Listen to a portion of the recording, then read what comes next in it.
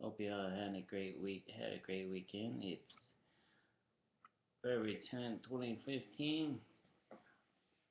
Thought I'd go over something for President's Day.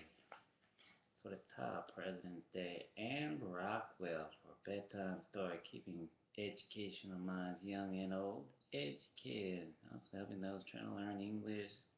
English pronunciation is a good way to listen along all over the world. God bless those. Get this book. You can get it at your local bookstore or library. Ask your parents to take you or your friends. Ann Rockwell, pictures by Lizzy Rockwell. President's Day. Courtesy of Barr Library right here at Fort Knox. There you go.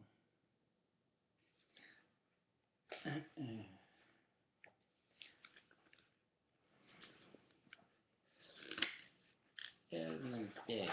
And we all know the four presidents that started America. Anybody know? George Washington, Abraham Lincoln. President's Day is when we celebrate the birthdays of George Washington and Abraham Lincoln. They were both born in February many years ago. They were both very great presidents of our country, the United States of America. Grown-ups vote every 4 years to choose the President of the United States. Each person votes for the person he or she believes will make the best leader. They don't all agree, so whoever gets the most votes becomes president. How many knew that? You see that? That's how voting starts. See people trying to vote for the next 4 presidents every 4 years. Young and old, all races, all cultures. Just a vote. See that? We decided to put on a President's Day Assembly program telling the rest of our school things we learned about some of our presidents. We worked hard getting ready, painting and cutting, stirring and cooking, flour paste and tearing strips of newspaper for paper mache. Anybody ever made paper mache? I did when I was your age. We made Garfield it was. And Super Mario Brothers. Teacher reminds me to this day, squared away, right out of the comic book. Of course, that was when we just started Nintendo.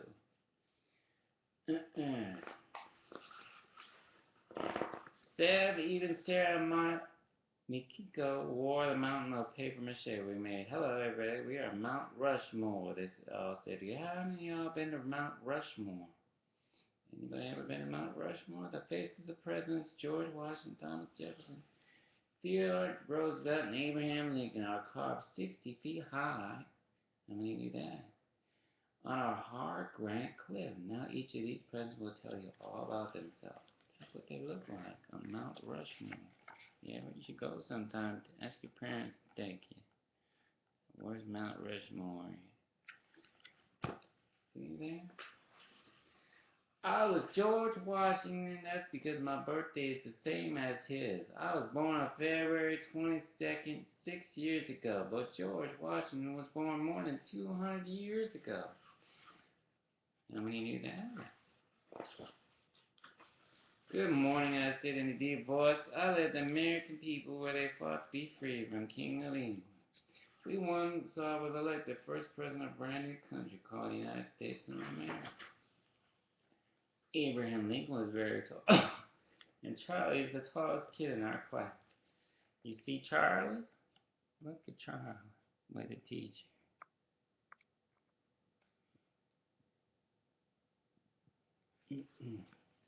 They get ready to the stage.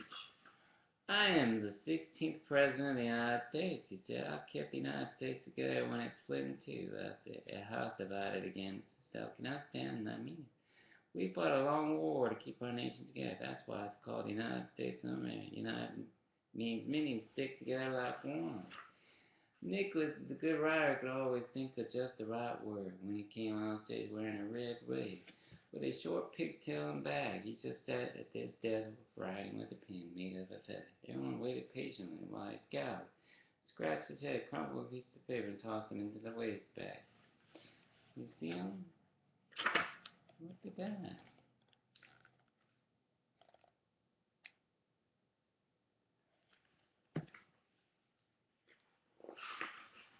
That's Nicholas' voice. Finally he cried out, at last, it's done. He stood up and bowed the audience and said, good morning, my name is Thomas Jefferson, third President of the United States. I wrote something called the Declaration of Independence that told why we wanted to be free from England. It's pretty good, if I do say so myself. He started to read what he wrote, but suddenly, just came galloping on a hobby horse. Good morning, she shouted.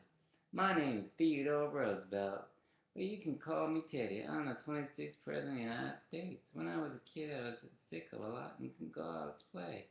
But when I grew up, I was healthy and strong and loved the outdoors. I wanted a lot of this. Beautiful land will always be wild, and that's why we set aside more land to be national parks where plants and animals could always be wild. Followed on and came out on stage carrying a lawnmower we had painted of giant redwood trees, the Grand Canyon, Old Faithful and Spouting, and animals in the Everglades. The rest of us joined them, Mount Rushmore, George Washington, Abraham Lincoln, Thomas Jefferson, and Teddy Roosevelt and his horse. We both while everyone in the audience clapped for a long time. You see them all? Look at that. Everybody on the stage. You ever tell stories with your teacher?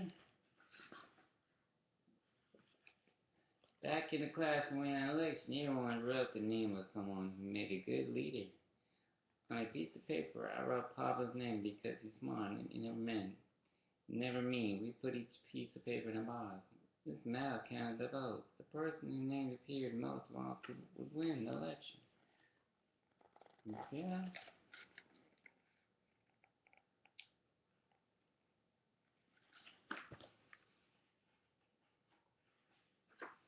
Guess what? I won like George Washington, Thomas Jefferson, Abraham Lincoln, Teddy Roosevelt, today's President of the United States. Now I'm the President of Miss Madhouse's class. When I grow up, I want to be the first woman's President of the United States of America.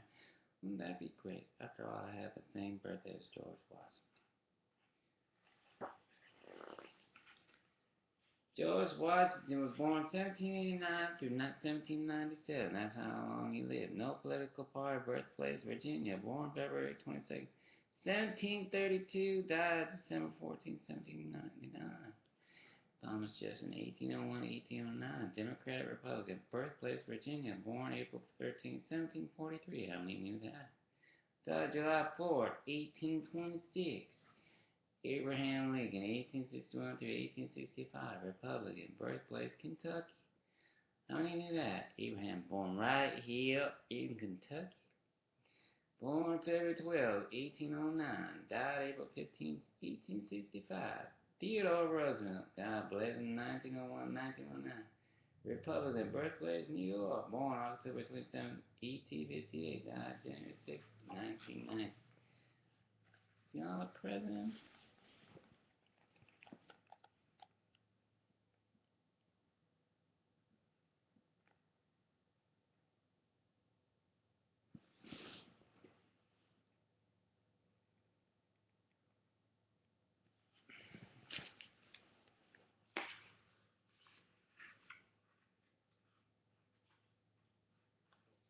Yeah.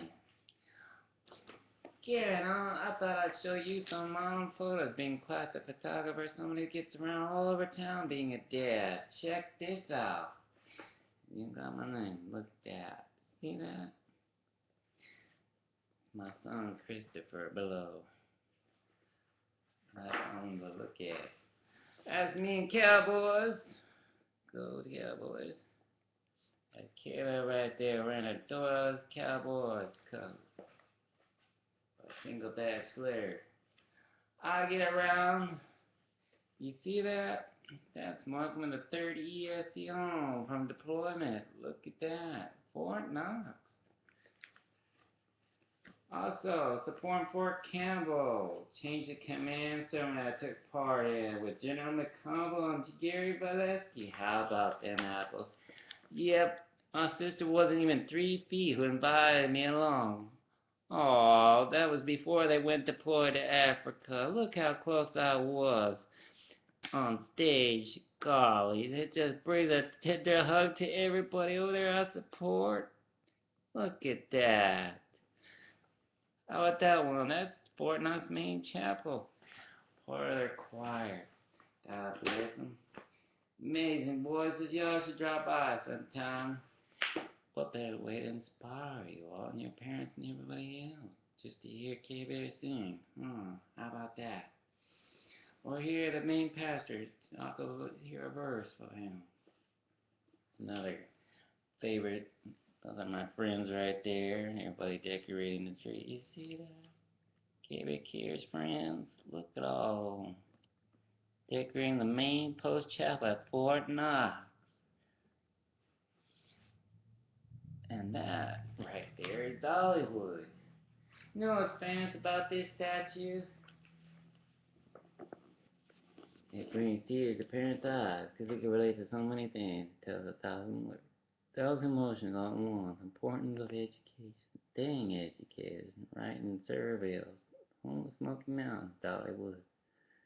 Yeah, buddy, yeah. Dolly Parton. That's right there at the village. Y'all should stop by Dolly Parton's home place sometime. God bless her. She did a world tour in Europe. Everybody knows. That's more than 101st. Check that out. You see that? Right before they would deploy to Africa. And by General McConnell's changed the command ceremony. That's the whole division right there. Yep. General McConnell, Gary Valesky. Both generals I know care about a great deal. God bless them all. Y'all better come home safe. Trust me. Not as you caring for the world. Here I am caring for everybody. I want to say to those that love you and those that miss you, that's me playing pool. You see that? Yeah. O'Connor's Irish Pub. I'm in the pool. That's me with a Cherokee flute. Same flute I was singing in front of the cadet cadre here at Fort Knox in the rain. When the flag was coming down at the end of the day. God bless the Cherokee tribe. They're here in Kentucky too. That's me at Believe It Ripley's or Not, biggest Transformer chief on Transformers the movie. That's him right there. God bless him. But pause on him. That's me with Brandu, the horse. Seen John Wayne Western movies? Water. Horseback riding, wearing a Yankee shirt. You know, see the horse? Look at that, Brandu. Go horse riding at Fort Campbell. There you go. The waterfalls. Ducks. You see the ducks? Look at the ducks. At Dollywood, you see all kinds of ducks. You ask your family to take you there sometime. Dollywood. Visit her, Dolly Paul. A bald-headed eagle right there. See that? Squared away. Also, supporting baseball. That's me at 8 baseball games, or several baseball games last summer at Fort Campbell. See that? Supporting baseball, softball team. God bless them. People ask yourselves a question when you've seen a Yankee baseball game. People, like most people, sing Babe Ruth. Why do you go? For the love of the game. That's the third ESC. Check that out. I was there at 4 a.m. sharp. Now ain't that a photo? It came in the rain, God bless him. I didn't move a move. One of many welcome homes I've been at. That's me at the village reading the Holy Bible. You know what the best way to help people get along and not argue and have a great, beautiful day and talk things through is when you're walking by and you see an army chief dad standing there holding a Cherokee flute sometimes or reading the Holy Bible. That's right. That's a gift from God Himself. That's what a friend would do. Best way to carry on the day. You're walking by and you see someone sitting there reading a Bible, or a book, or a magazine, or a newspaper. You'd be surprised what that one gesture would do just to help the day get through okay. God and the angel looking out for me. That's me with General Gary Bolesky and family. That's the same day the chain of command ceremony. That was a great, amazing place to meet at. God bless them. Me at the village. You can see. That's me at Dollywood. That's right. For a Western bachelor dad into Western stuff. You see that wagon? Look at that. Boy. Another reason you should go see Dollywood. That's me in front of Dollywood. You say I blend in with my surroundings. If that was any more reddish, I'd be able to blend in with that bush, Dolly. Good thing I'm on our side, huh? I seem to blend in with everything. Might come out for Starbucks or tea once in a while. You never know on occasion. Partners, that's me bowling. Kids, look at that. Even a single dad goes bowling. That's me with General Combs right here at Fort Knox, supporting the whole cadre at cadet school and everybody else all over the world. God bless you. See General Combs? There you go.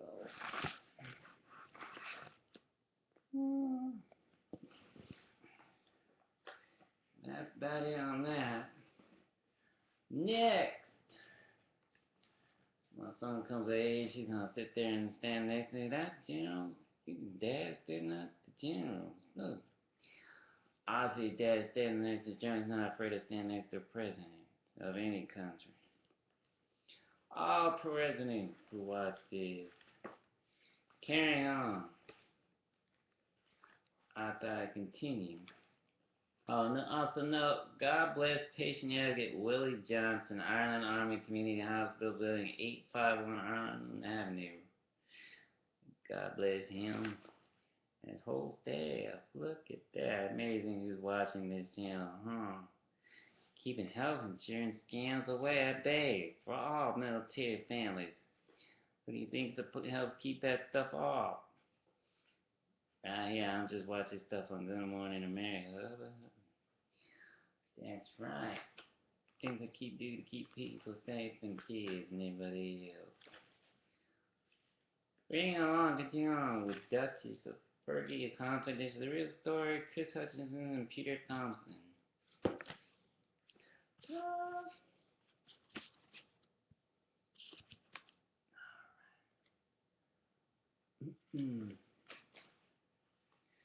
The Daily Mail, which is the source of the story, the event and even name, and the firm and the gentleman concerned, and they are getting their briefing now.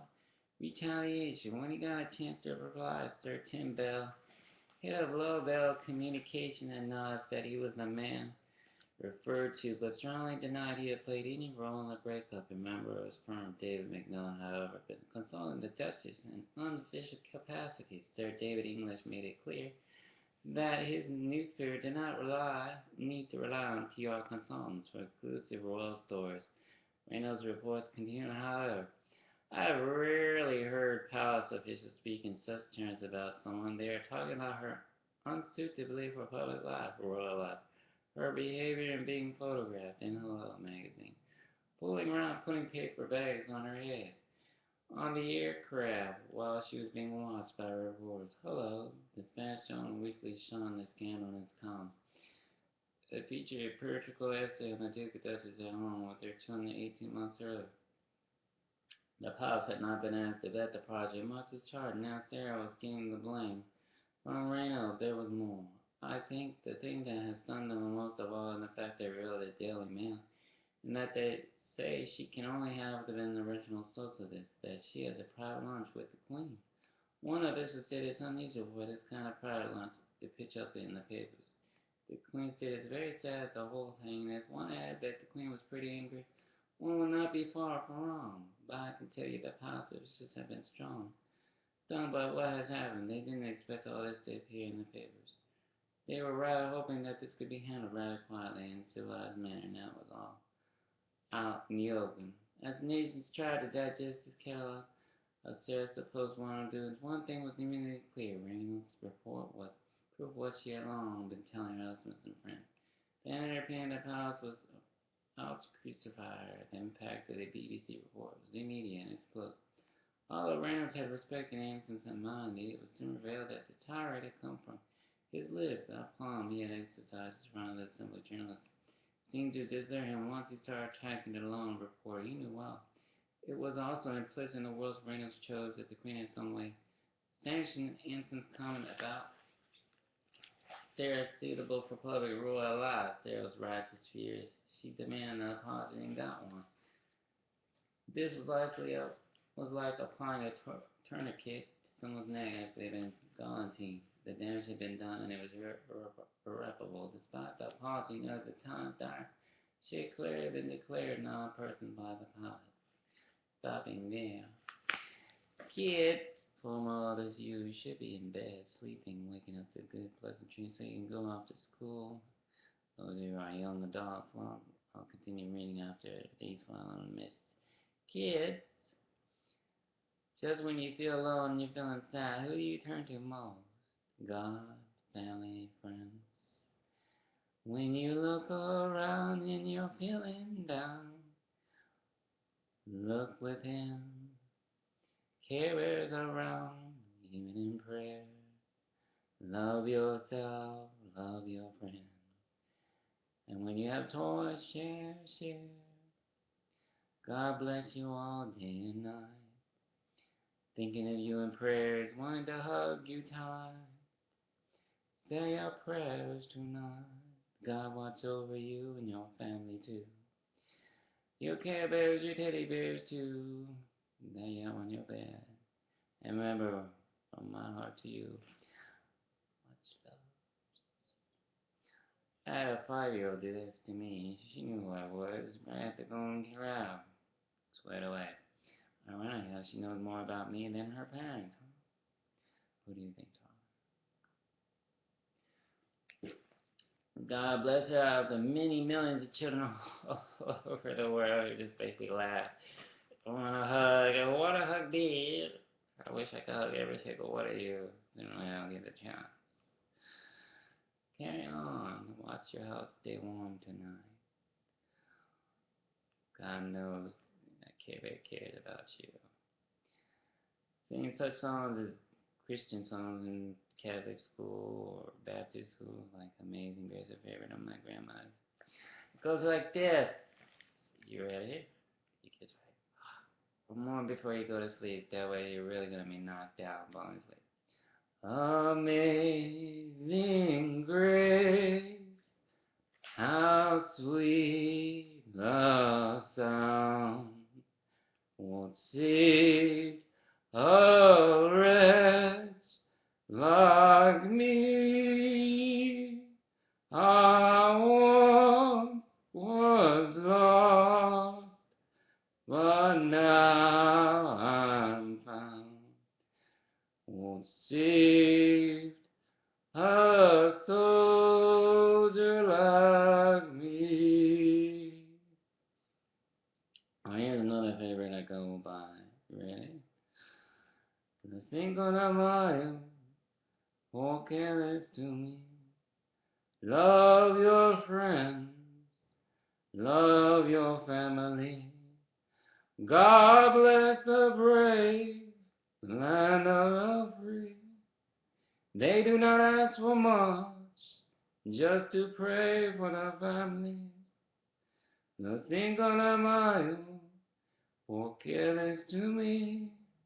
Love your friends, love your family. God bless the brave, land of the free. Thinking of those they love, from my heart to thee. Standing for what's right, day and night. Holding their rifles ready, standing for what is right. They do not ask for much, thinking of those they miss, loving and cherishing all their sacrifices they miss. Los cinco de mayo, porque es to me. They do not ask for much, just to pray for their families. God bless the brave. Freedom is not free. It comes with a price, laying rest with their families. Think of those you missed, holding day and time. Remember to write them, for they sacrifice as much as you day and night. Los cinco de mayo, porque eres to me. Love yourself, love your family.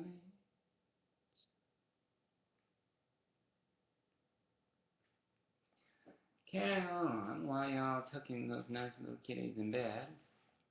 That's young adult tale. Square away and duchies of y'all. I know Queen Diana is smiling up in the clouds, knowing that I got your full complete attention along with the rest of the British royal family.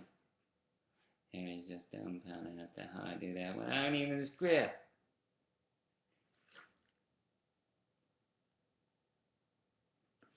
God bless y'all over there, including Queen Elizabeth, a favorite of mine of a sincere affections right here in Elizabethtown, Kentucky. And Queen Elizabeth's mom before her and everybody else, Pope Francis and everybody else watching. I get around, and if I could hug every single one of you, I would. I keep you in my heart and prayers. Not just Howard Stern and everybody else's mouths falling and wondering how come that soldier isn't on American Idol. Homework was calling. Yeah, a dog ran across my driveway. And the list goes on and on. My bad. Carry on. I'm sure it's an 921 in the same question. Okay. The last thing here. This was like applying alternative to someone's negative that had been granting the damage many countries single as support. Without question at all. You damsels cannot have all the fun.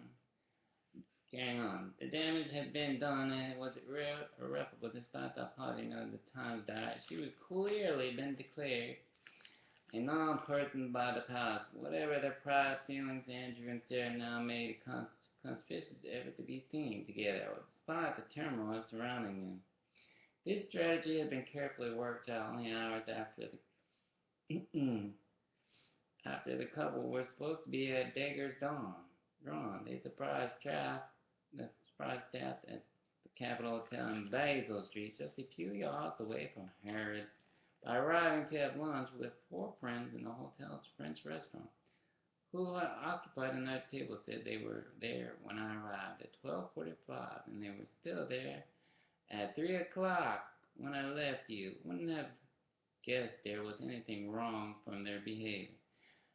Like Sam Cowell's questioning, judgmental look, I was to wondering why I haven't come to any contest shows.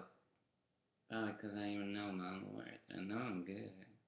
I have God in me. Why do I need to stand in front of 3 judges to prove that? Did Bon Jovi have to do all that? No. He's hiring on the spot. How about that? French restaurant. I'm sure another right-hand hunter is trying so hard not to laugh. He falls over backwards. I tell it like it is. Jello. God bless her.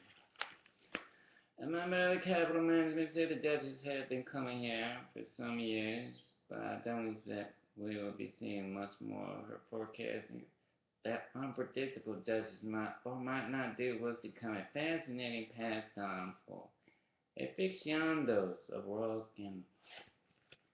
They are known for the instance that it was to this very dining room that Sarah Ferguson had invited her lover of 3 years, the Grand Prix millionaire Patty McNally, to tell him of her growing love for Prince Andrew. Interesting. Miss Redhead. Patty had been widowed for 5 years, and although Sarah had, she's blushing now, asked him about the future, and that was just tease, of course. He wasn't prepared to settle down, so one who skied with them at Verber, she did just anything by telling him what was happening between Andrew keeping the face-setting charade. The Yorks were out and about again that night for a candlelit dinner at Chef Maxwell's Rocks Waterside Inn by the River Thames at Bray. Even though back at Sunninghill they were sleeping in separate bedrooms, the Yorks were anxious to conform one of the ancients of upper-class manners. When in public, keep it civilized. This was precisely the way they continued the next night. They went to a party at Elton John's mansion, Woodside. At Older Windsor, they arrived in Andrew Damlier at 8:45 p.m. He was at the wheel cell, was at his side, although that had not been the case when they left Sunninghill just a few miles away. To full waiting reporters and TV cameras, they had made their exit separately and teamed up along the road, and a detective taking back the spare car. Some of the guests included Billy Connolly, rock star Sting, and his wife Trudy Styler. How many knew that? Dame and Edna Everidge's career bears Humphreys, and the husbands and wives acting Duke Kenneth Bryan and Emma Thompson were surprised to see the Yorks that were so soon after the declaration that they were unlikely to continue living together. When Elton greeted them at his front door, his newly spawned hairstyle gave them something to smile about it, in common with most of the guests assembled at Woodside admiring 3-year renovation. They were seeing Elton with a full head of hair for the first time. For years he had worn headgear, usually decorative baseball hats to conceal his thin locks. He stood grinning before them with a full head of reddish-brown hair, which had been woven to his own in Paris at a cost of 15,000 doggy dollars. That's a lot of dollars. The secret Elton kept under his thatch easily outnumbered his many hit records. He was a loyal friend to the Yorks, one person they could safely turn to their crisis. The rocket man was not only a long-standing friend of Andrew's, having played piano at the Prince's 21st birthday party at Windsor Castle. He was one of the very selected few who had survived Sarah's entry into Andrew's bachelor's life.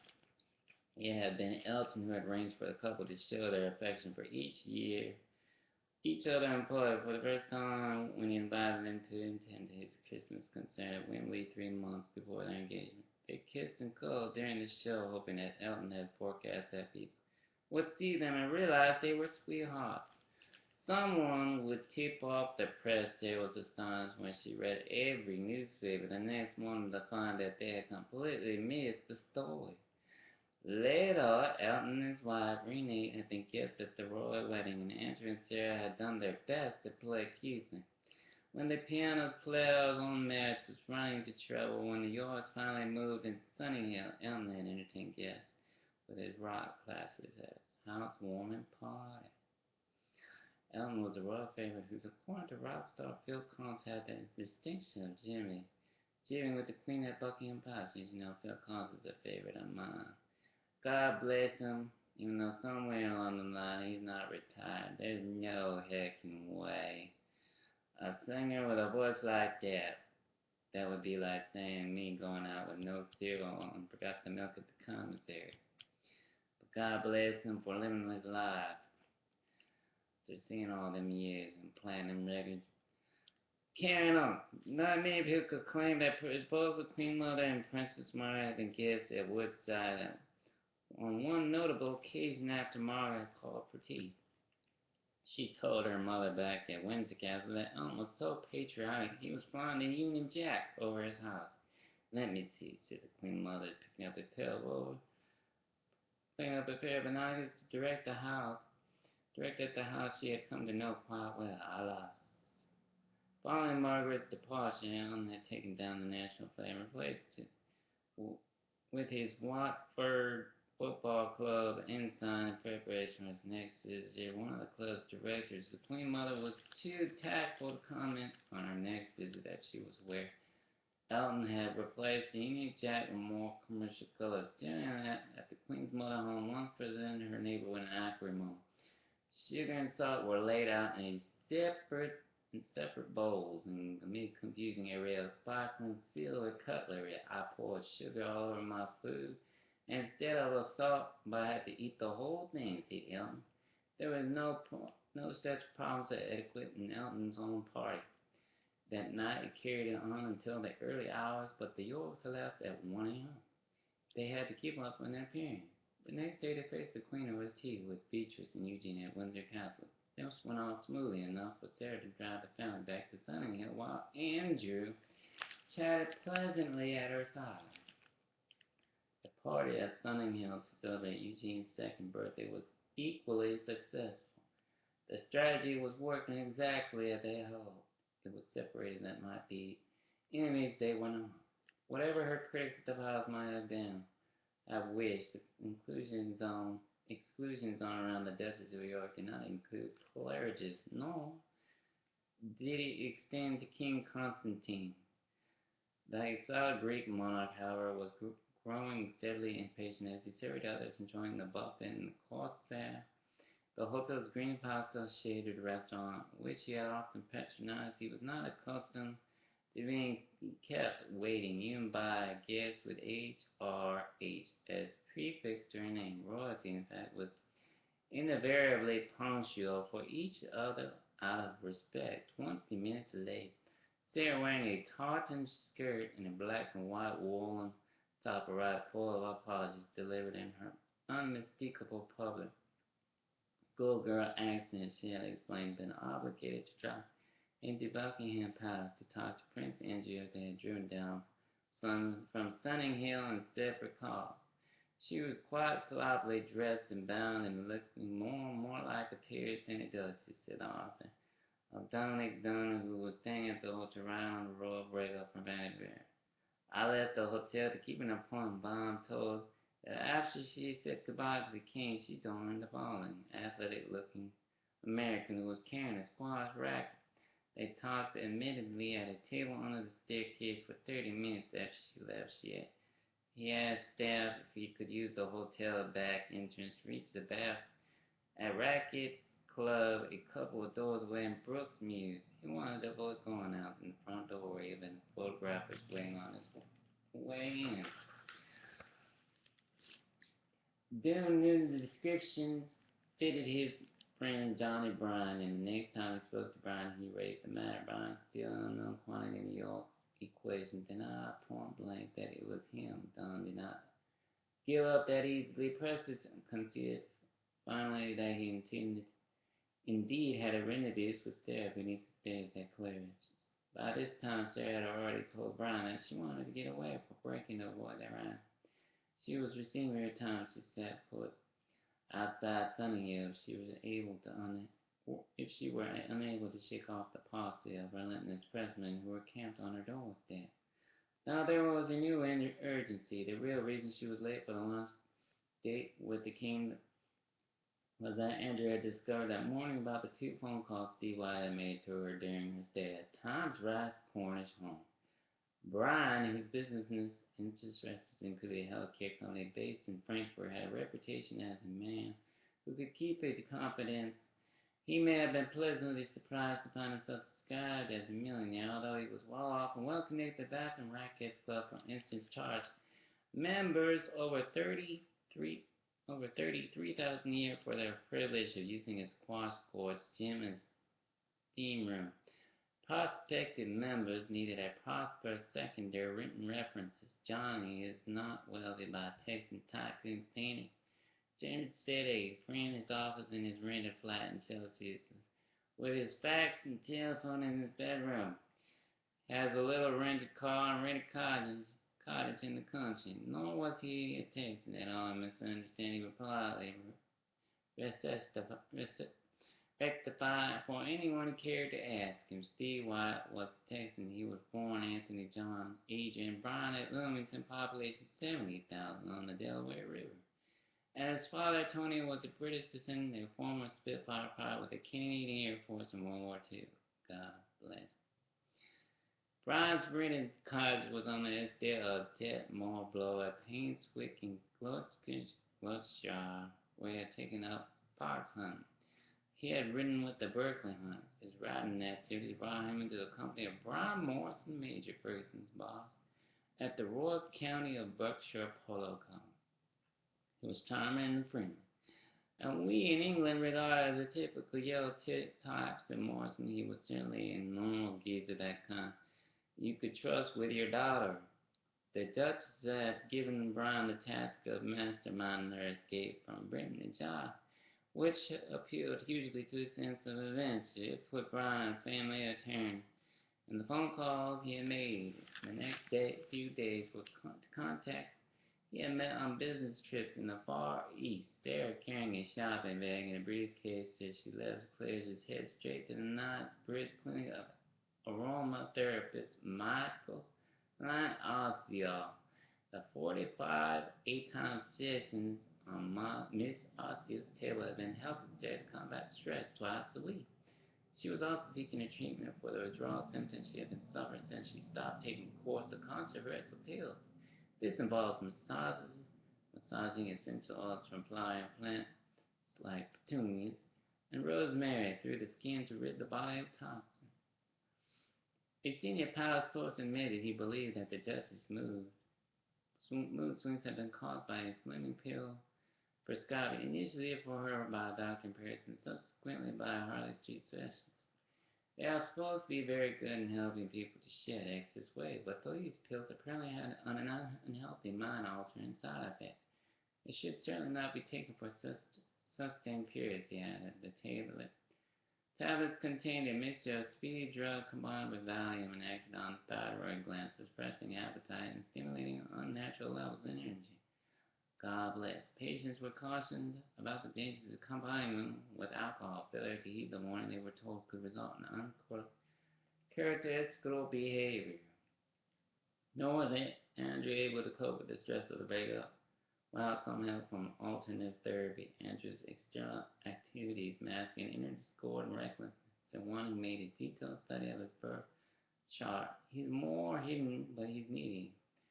So he was visiting the #1 Carnegie Center in Canada for sessions with Jenny Shannon, who specialized in hospital stress management.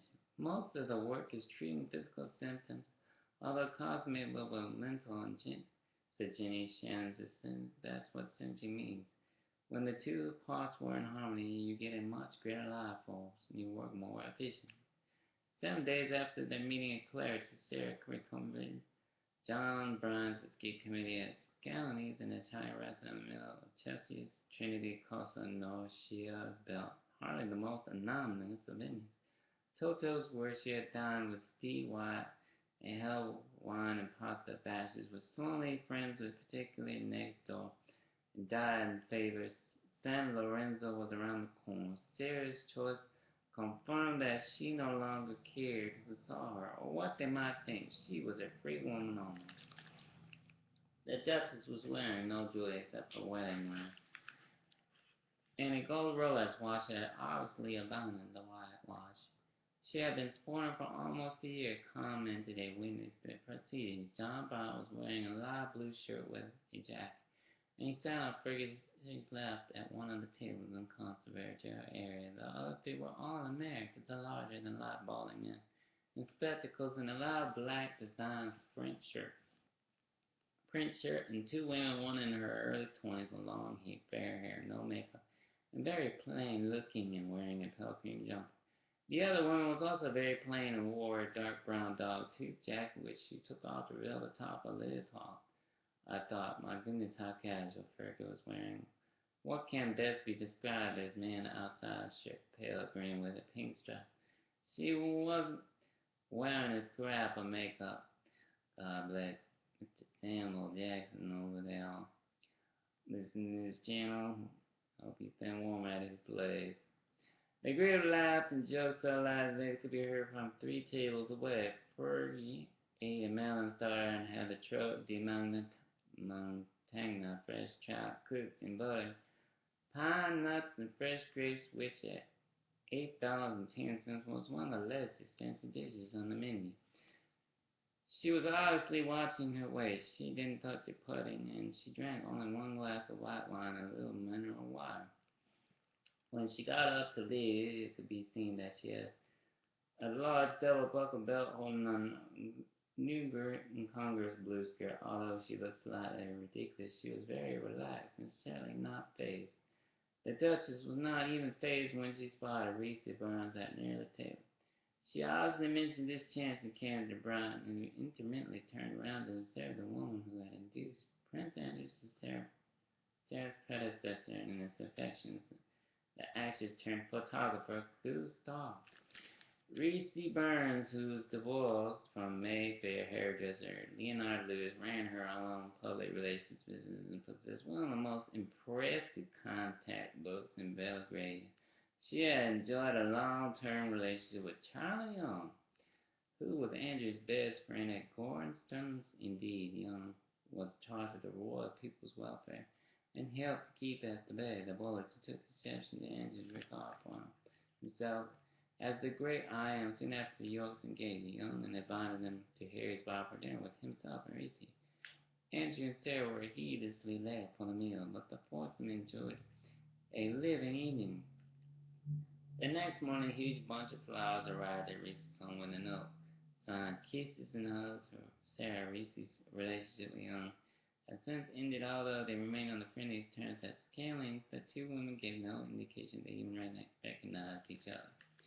Sarah's mind was already drifted to a faraway place of exotic-sounding names in the April issue of Tatler. She had read a future in the trial pages about the island of Phuket, pronounced Phuket, a tropical paradise that, according to the magazine, offered refuge from prying eyes. The writer describes staying in her friend's villa on a private beach next to the Amanpuri, the ultimate resort in Phuket.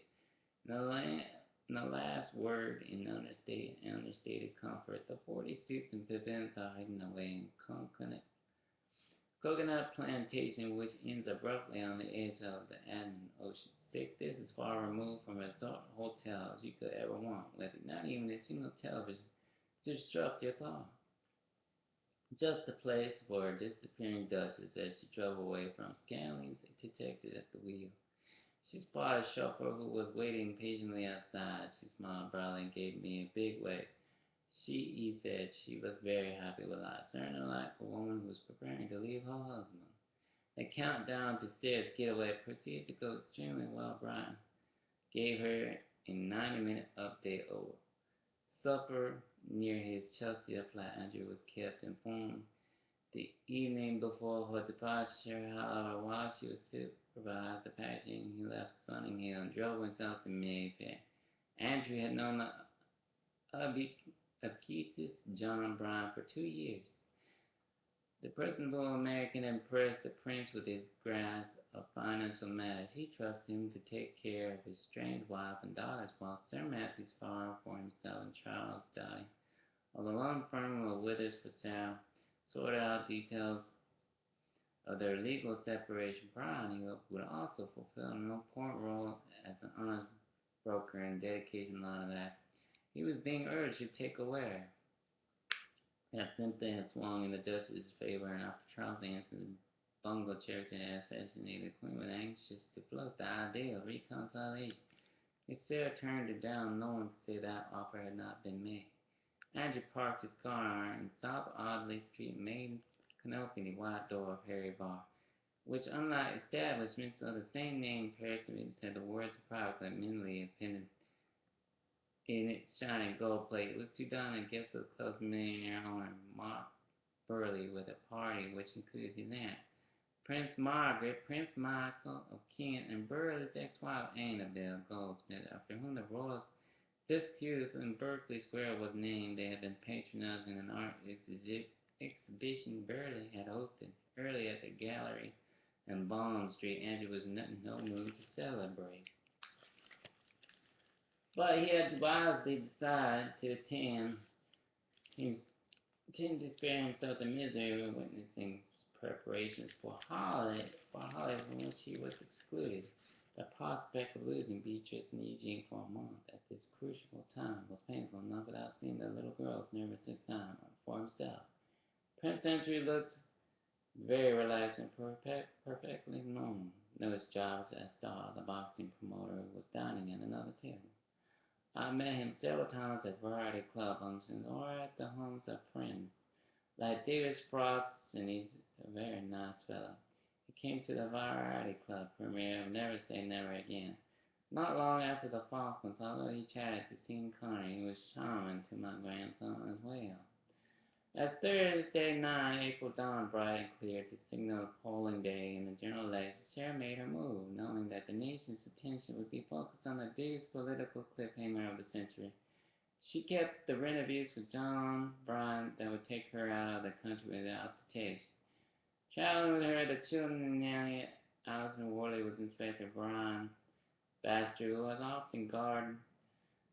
Sarah, since she became engaged to Prince Andrew and another detective, their getaway was so smooth that for almost 2 weeks they managed to keep a low profile. Sarah kept in touch with Andrew by phone from the Annapurna Hotel, which she discovered was everything that Taylor had promised, except that the possibility of spies are often the snake crawling into her 510 and night villa from a lush tropical bullet surrounding.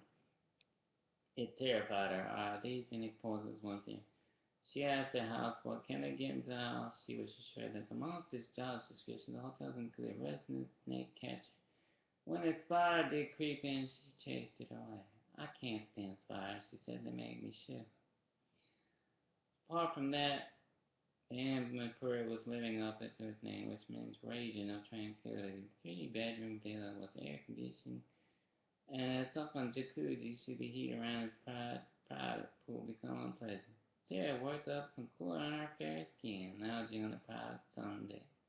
She passed the day reading Jilly Cooper's reliable novels, rival drinks the rum-based cocktail Planner's Punch, and listened to the poetical Romeo and Juliet. Only massage from the hotel residences received one helping her to unwind the little princess described their holiday adventure to Andrew at the end of the phone, 8,000 miles away. A boat ride to a nearby island, a water fight mummy had started in the pool and a building sandcastle with Uncle Johnny on the beach. Andrew had spent Easter with his family at Windsor, the Queen and the other royals carrying out their traditional devotions in church as though nothing were amiss. It was at the beach that Sarah finally surfaced as far as the rest of the world was concerned when inevitably someone who wasn't privy to her desire for seclusion recognized her. She had a party at luggage and no water wings, buckets, and spades to keep the children amused for several hours. But they had remained only 6 minutes after she realized she had been spotted and inspected. Boston intervened when a tourist tried to photograph the royal party by holding up a rubber dinghy to shield them from the camera. 2 bubbles came down to the edge of the beach in a cloud of dust, said George Baker, company director on holiday from Midlands. My wife said, good God, it's Fergie. I tried to take a picture, but the bodyguards prevented me back at the Annapurna. The Duchess was Howard photographed while walking in the courtyard, with Johnny Bryan incognito in short and t-shirt. His bald pate, nevertheless, was unmistakable. The sequel was out. Bryan, who was not registered on the guest list, had been occupying a room close to Sarah's villa. Although a friend of the hotel's owner, Adrian Zeka, a Hong Kong-based property tycoon, God bless him, he was puzzled when the hotel staff bowed low to him each time they encountered him. The workers had been told that he was Sarah's brother-in-law, Prince Edward. We were all very excited because we were told that the son of the Queen of England was coming to stay, said Ari. a housekeeper when she was shown a picture of Brian Avery said, "This is Prince Edward." He smiled a lot. We like very much. The hotel's receptionist, Charlene, confirmed the harmless possession, which Brian, a dedicated Anglophile, would have enjoyed. We were told in advance that the Queen's son would accompany the Duchess of York, and all staff were told to keep it secret for security reasons. She said, "I was even told not to tell my family. We received instructions on what to do if we met him on the Duchess of York. We were told to call them Your Highness." Brian, however, became known as the chambermaids as Hulan or Mr. Smoothhead. He behaved like a gentleman and always went back to his own room, said one. The hotel bill of $13,000 for the justice day was paid by American Express Gold Card. It was widely believed that the Zecca was as a friend of George Harrison, the publicly shy Beatle, and the fiercely private Yoko Ono and Madonna was subsiding Sarah's expensive disappearing act. Once they had been spotted, Sarah and Brian had a hurried conference and decided to undertake Plan B, a complex operation. Yeah, the American had worked out for just such an exigency. It was time to move on anyway. Sarah was bored. Brian made some long-distance phone calls to Indonesia and probably with Zecca's help, chartered two private jets to fly the seven-strong party and several hops to Bend. In the remote Moluccas Islands, they were booked into the three-story Molino, an idyllic pink and yellow Dutch colonial residence with arch colonnades built on the shores of Blue Lagoon. Overlooking the island was a 2,200-foot cone of the still active Banda volcano. Thelma Jens, a German filmmaker, was shooting a travel documentary about the island and its volcano for German airline Lufthansa when the Duchess of York, carrying Prince Eugene on her shoulders, walked barefoot into camera range. Johnny Bryan in the surrogate uncle mode that was to become so familiar was carrying Prince Beatrice. When he had recovered from his surprise, Jens followed the party back to the Mulholland Inn, sitting on the hotel veranda. Sarah chuckled as she recalled her rapid retreat from Phuket. She talked happily, chuckling about how the Indonesian government took pity on them and deliberately leaked false reports that the Duchess was headed to Australia for a reunion with her sister Jane Mack, said Jens. The Duchess was enjoying her newfound freedom to go where she liked when she liked, without inheritance from her enemies. That her powers of harassment from pursuing newsmen who had no idea where she might turn up next. The false trust sent reporters scrambling frantically towards the island of Florida, a tree-covered speck in the Great Barrier Reef, 5 miles off the coast of Queensland. Sarah had spent a wonderfully relaxing holiday in Bermuda with the princess, her sister Jane, and Jane's boyfriend, Rainier, looking 18 months earlier, when the things had become too quiet for her liking, she dressed up as Wonder Woman, complete with blonde wig, green jumpsuit, and flowing red cape for some memorable hijinks. Well, I guess she wasn't there this time, said a news desk executive back in London. We didn't know where she was. I thought at one point that we might as well stick in a pin in the map home for the best. It was costing us a fortune that we still couldn't catch up with her. Lanuda, an island further south in the Pacific, Richard Branson's island of Necker over in the Caribbean, Susie Barrente's ranch in Argentina, and even Berber were all listed as possible destinations. The child star created amongst her media tormentors tasked as sweet to her as the succulent jumbo prawns and tropical fruit she was devouring on Banda. Revenge, she found, was a dish eaten cold. Calvin McKenzie, editor of the Sun, captured a universal feeling of frustration at Napoli, funny headline, "Where the Phuket is Fergie."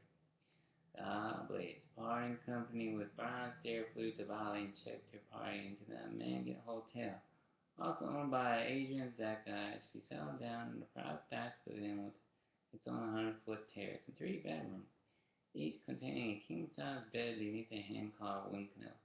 Brian returned to London to complete the next part of his confidential mission. He spent most of the afternoons at Sunday 26 Airport at Sunny Hill with Prince Andrew after the meeting Brian phoned a lifelong friend, Whitney Tower in New York, Johnny, as they discussed the divorce. Divorce was the word he used to tell Brian had completed a second of his story terms.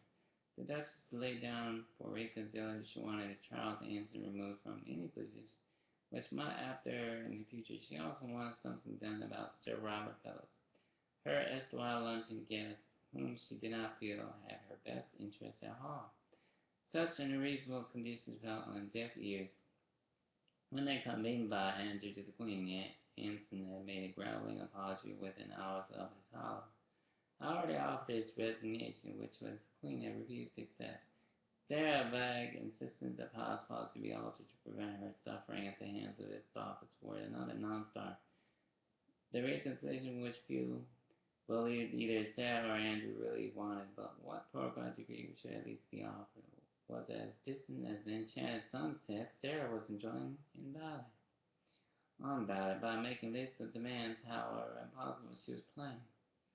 The House of Windsor of its own game on her own terms. The Queen, for one, must have recognized at this point what was becoming apparent to people who really understood Sarah that was her son was growing older and his wife was growing up. Prince Andrew was not the only one brought acquainted with Sarah's demands. Sarah had provided him with a short list of generals who could be trusted to take her. Calling at the South London home, one of them, the Daily Mirror, James Whitaker, he reported that he had telephoned several newspapers in Sunny Hill while Prince Andrew was out of the room. Johnny described Buckingham Palace people as arrogant fudge cakes. Keep in mind that some kids may be still around from their parents. Unpleasant, nasty people who have been vicious to Fergie, among such the was. He stressed that he was just as friendly with Prince Andrew he was with Fergie and referred to her as the Duchess. So Whitaker, he said the Queen was insisting that he take part in all negotiations, trusted and valued was famous as the settling of the Rodgers and Hammerstein musical style said. One of its best known songs was I'm Gonna Wash That Man Right Out my hair. Then he summed up her attitude towards the overture. She had received the lyrics of that song, it all with her sense of mischief, fully satisfied and feeling that she was at last being herself. Sarah emerged from Valley with suntan in its mind and caught a scheduled Boeing 747 flight from Jakarta back to London. It did not matter what she had, a party had been bundled unceremoniously onto the plane as reports and photographers moved in. She had made the point to Andrew, his mother, and anyone else who wanted to buy into the argument that she would survive in the alien world. Outside Colchester, Chelsea, and secure Sunny Hill outlet. With the help of rich friends, she was a strong person, strong-willed, said Brian Morrison, Norman Noble, partner in the Royal County of Berkshire Polaco, whom she had phoned soon after her return to sort out a little misunderstanding. She is probably misguided at times, as we all are. But she is growing on strength, Morrison spoke with some authority. Unlike most of their friends commenting unfavorably about the Duchess of South Pacific Islands, he had known her since she was 13. She had always loved life. Even while the Duchess was still airborne, moral ripples were racing across the poison pond. Everybody connected with the royal family is absolutely horrified about her holiday, said a tense-playing friend, Princess Diana. There is no sympathy left for her. Andrew is everyone's hero, and he's doing everything he can to restrain support for everyone's hero. He's doing everything he can to respect. Moreover, when it comes to the issue of the children again, Charlie's young was very close to him and giving him good advice. One or both the children is really quite poorly with a bug picked up on the tree. That hasn't helped Sarah because obviously everyone blames her for dragging them around the Far East the way she did. Nor was Johnny Bryan faring much better amongst the self-appointed defenders of the family. As they liked to call the royal family, they moved towards him amongst Chelsea's royalists was said to be hostile. His dislike for his part in helping her to belittle the royal family, said Diane's friends from Vanderbilt Racquetball Club in West London. This seemed extremely disingenuous because any one of the Bryans' critics would gladly had given up Barbara Claire's right arm to have changed places with him. At Heathrow, Sarah swept through air, turned on navy jacket and polka dot Colette, a princess on either arm. She looked great even after the 17-hour flight, and she knew it. Realized she had headed back to the place where she no longer could considered home to confront her husband, amongst other things. In her new dress and the new life she'll be leading as a single mom. God bless you. From a single father here at home. Next chapter, the Sloan from St. Trinian's. Only a moral emperor can persuade husbands and wives to be faithful to each other. Prince Philip. God bless you, sir. I'm gonna stop there. Can't bear needs to re-energize and sleep. Try doing that backwards to 5 hours. All that. David cares about so many things in life. It's leading by example is one of them. If Jesus can take a beating, so kind, so can you, so can all of you. For many of my son, here I am caring about the whole world. There are many people out there who translate sign language, many of you out there who sacrifice so much time and so much effort and dedication, regardless of what other people say or criticize or are quick to harass or try and disgrace or deface even my videos. Texts know the difference. They know right from wrong. They were raised better. I know people who know people, and trust me, word travels very quickly. Jesus wore a crown of thorns. Do you think I'm going to stop anytime soon if you put a mark or fake imagery on my nose or something? I don't think so.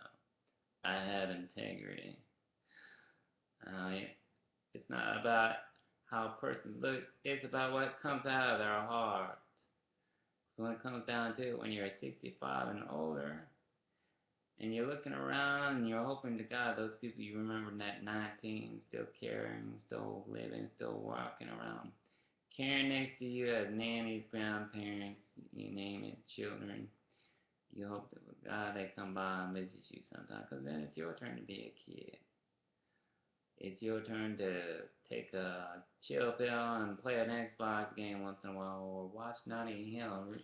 Have such books read to you at a park or a private park, seen by Julia Roberts and Hugh Grant. That doesn't just happen in movies. It happens every day. People go to parks, read books to one another, and that's love, isn't it? See? And it's ye. Watch your house, stay warm out there. God bless y'all. From my heart to you here in Elizabethtown, Kentucky. Home of Fort Knox. God bless General Combs and everybody else I support and the world. Be kind to each other as they are to you. Even if you don't get the same again, don't fall for ignorance. Don't feed the foul. That's been before. Lead by example, turn the other cheek. After all, ignorance is bliss. It's also childish, petty. People sit there and make fun of someone who helps people keep employed. Ah, look at that guy. Yeah, you're real funny. In fact, you show me you lack an education. My bad, you're just one old fart. No wonder you're having it hard. Darn. That's just being polite. One of many things I, could say, but hey. Good luck trying to steal anybody's identity anytime soon while you're at their desk. Much love. Cops. And that's one of many excuses I could think of in less than 5 seconds. You gotta watch out for people out there, especially those who claim they know me and don't. And know me from Adam. 15 plus year friends I would trust my life in, and trust me. They have lots to say. They don't find that most as amusing as a cup of tea, yawning at the same time. Regardless. What really gets to me is scam artists. There are people out there who would say anything and get in your wallet, even on post. And they don't know the person from Adam. At all. They'll say anything just to get on post. Trying to get their drug habit going, what have you. Those are the people you pray for that they change their ways.